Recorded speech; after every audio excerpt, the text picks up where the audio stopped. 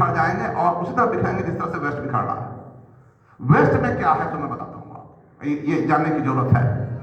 Waste ने क्या किया, इस लोगों को कॉन्ट्रैक्ट बना दिया। हमारे यहाँ विवाह एक संस्कार था, जन्म जन्मांतर का संस्कार था।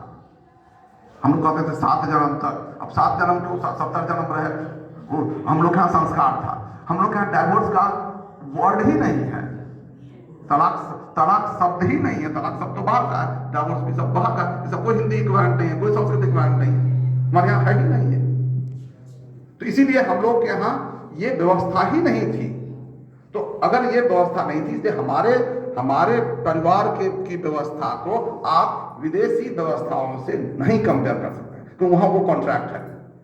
हम भी संकल्प लेते हैं, दोनों हम संकल्प लेते हैं और वो एग्रीमेंट करते हैं, दोनों में अंतर है।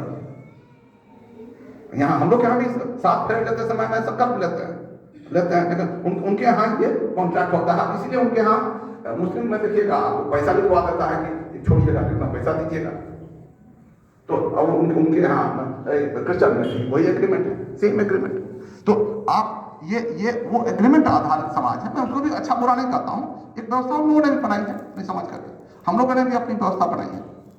तो इसलिए हम लोगों का जो की व्यवस्था है उसको पहले समझने की जरूरत है। और यही कारण है कि हमारी व्यवस्था लाख लोग विदेश से आए इसको तोड़ नहीं पाए, क्योंकि ये एक ऐसी व्यवस्था है जिसको कि तोड़ना संभव नहीं है। अभी करीब 30% वेस्ट में लोग रह गए हैं जो फैमिली सिस्टम में रह गए हैं। इसलिए इतने तरह का अब कहां टूट रहा है तो बताता हूं मैं। इस संपत्ति ने सबको समाप्त कर